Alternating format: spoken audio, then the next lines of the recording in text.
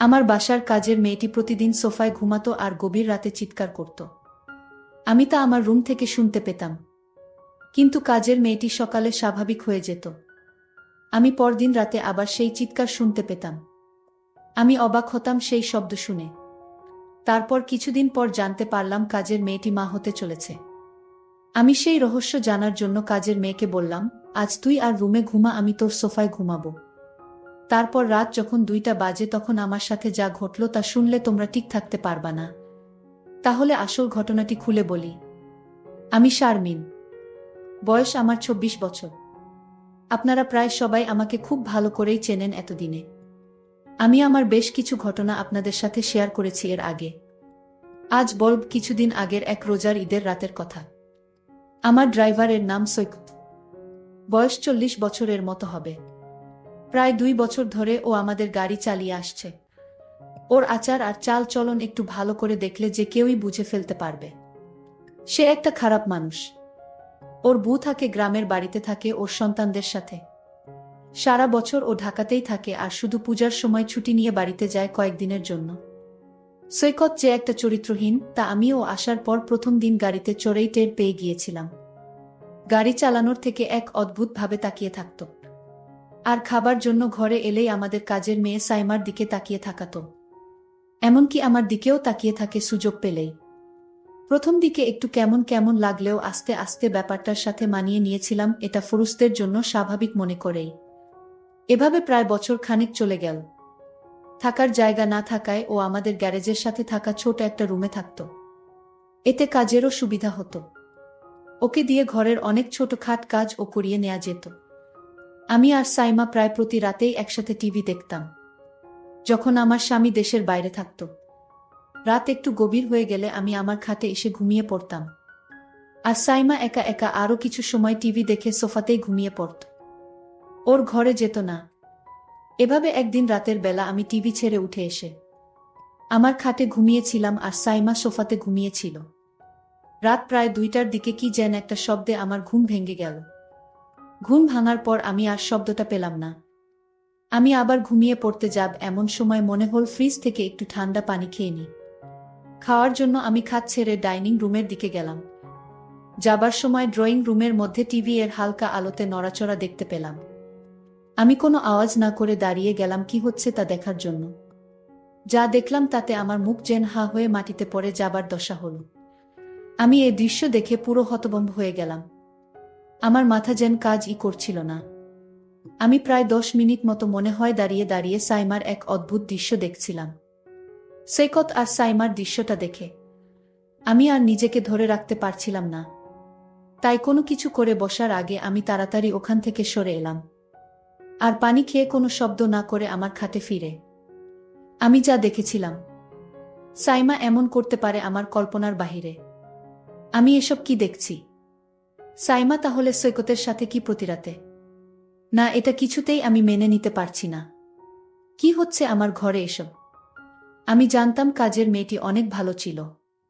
আজ তার দৃশ্য দেখে আমি নিজের চোখকে বিশ্বাস করতে পারছি না। আমি কাজের মেয়েটাকে জিজ্ঞেস করলাম, কতদিন ধরে চলেছে? মাথা নিচু করে চুপ করে দাঁড়িয়ে রইল। আমি ওকে অভয় দিয়ে বললাম, ভয় পাস না, আমি তোকে কিছু বলছি না।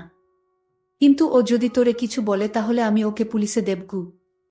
সাইমা তখন হতচকিত হয়ে বলল, না আপা, সৈকত আঙ্কেল আমাকে জোর করে কিছু বলে নাই।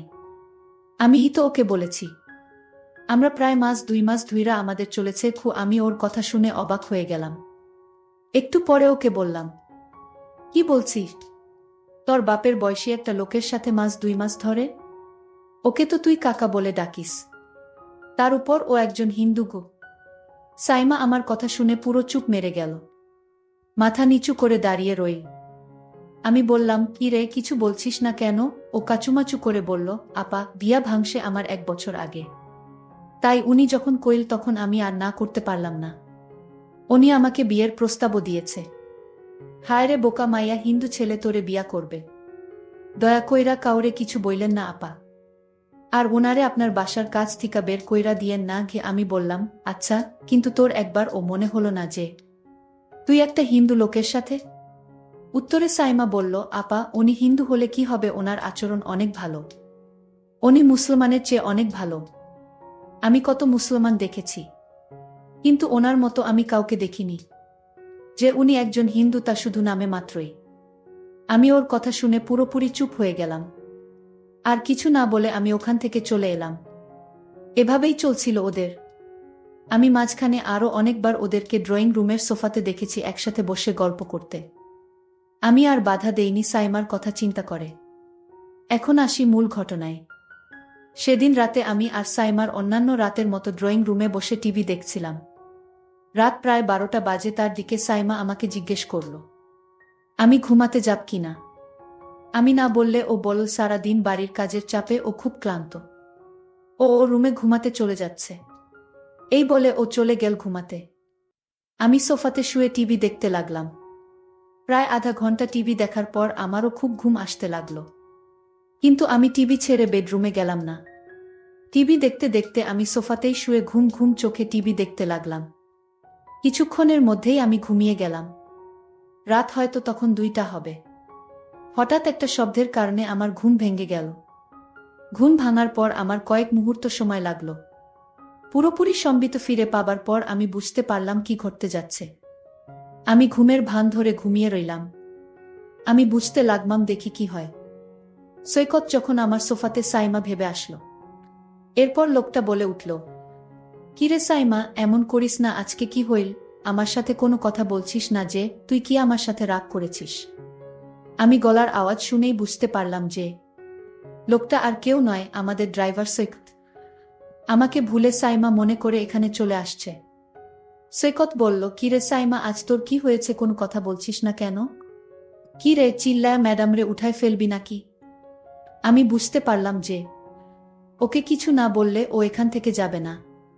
আমি তাকে কিছু না বলে তার আসল রহস্যটা বুঝতে জানতে লাগলাম। কিছুক্ষণ পর সে আমাকে বলল, কি রে, আজকে কি হয়েছে তোর? এরকম করতেস কেন? আমি উত্তরে বললাম, সৈকত, আমি সাইমা না, তোমার ম্যাডাম। সাইমা ওর ঘরে ঘুমাচ্ছে। আমি বুঝতে পারলাম আমার কথা শুনে ও হতভম্ব হয়ে গেছে। সরি ম্যাডাম, আমার ভুল হয়ে গেছে। সব সময় তো এখানে সাইমাই ঘুমায়। না দেখা ভুল কইরা আমি এখানে চলে আসছি। দয়া কইরা স্যারকে বইলেন না। ম্যাডাম, আমার চাকরিটা চইলা যাইব। আমিও আর কিছু বলার মতো খুঁজে পেলাম না। বুঝতে পারলাম ও ইচ্ছা করে কিছু। কারণ সাইমা এই সোফাতে ঘুমায় টিভি দেখার পর। আমার এখানে থাকার কথা না। তাই আর কিছু না পেয়ে আমি বললাম, আচ্ছা ঠিক আছে, আমি তোমার স্যারকে বলবো না। গিয়েও বলল, ম্যাডাম, আপনি আমারে বাঁচাইলেন। কি বইলা যে আপনারে ধন্যবাদ দিমু বুঝতাছি না গি। আমি উত্তরে বললাম, ধন্যবাদ দিতে হবে না, এটা একটা ভুলের কারণে হয়েছে। কিন্তু এখন বল, আমি এখানেই থাকবো নাকি আমাকে উঠে যেতে হবে? ও একটু ভয় পেয়ে গেল আমার কথা শুনে। বলল, সরি ম্যাডাম, ভুল হয়ে গেছে, এই তো আমি উইঠা যাইতেছি। আমি বললাম, ঠিক আছে, তুমি তো যাবে, তার আগে আমার একটা কথা শুনে যাও। তুমি আজ যা করলে আমি তো তোমাকে এ বাড়ি থেকে বের করে দিব। কারণ এমন লুকিয়ে লুকিয়ে বাড়িতে যা করছো তা কিন্তু মোটেও ঠিক নয়। আমি কিছু শর্ত দিব। যদি শর্ত মেনে নিতে পারো তাহলে তুমি এ বাড়িতে তোমার চাকরিটা টিকে থাকবে। আমি বললাম, ঠিক আছে ম্যাডাম, আপনার কথা আমি অক্ষরে অক্ষরে পালন করব। আপনি যা আদেশ করবেন আমি তা করব। তাও ম্যাডাম, আমার চাকরিটা দরকার। ম্যাডাম বলল, তাহলে চলো এখান থেকে তোমার রুমে যাই। তারপর আমি বলছি আমার শর্তগুলা। চলো তোমার রুমেই যাওয়া যাক। আমরা আস্তে আস্তে গ্যারেজের দিকে এগুতে লাগলাম। কিছুক্ষণ পর আমি আর সৈকত গ্যারেজের পাশে ওর রুমে পৌঁছে গেলাম। আমি আগে কখনো ওর রুমে ঢুকিনি। রুমটা খুব একটা বড় নয়। এক কোণায় একটা সিঙ্গেল খাট রুমের বেশিরভাগ জায়গা দখল করে রেখেছে। ছোট একটা টেবিলের উপরে ছোট একটা টিভি আর কয়েকটা মূর্তি। খাটের নিচে একটা ট্রাঙ্ক। হাঁটাচলা করার জন্য খুব সামান্য জায়গা আছে রুমটাতে। বসার জন্য একটা চেয়ারও নেই। আমি ওর ঘরে ঢোকার সাথে সাথে একটা দুর্গন্ধ পেলাম। আমার দম বন্ধ হয়ে আসতে লাগলো।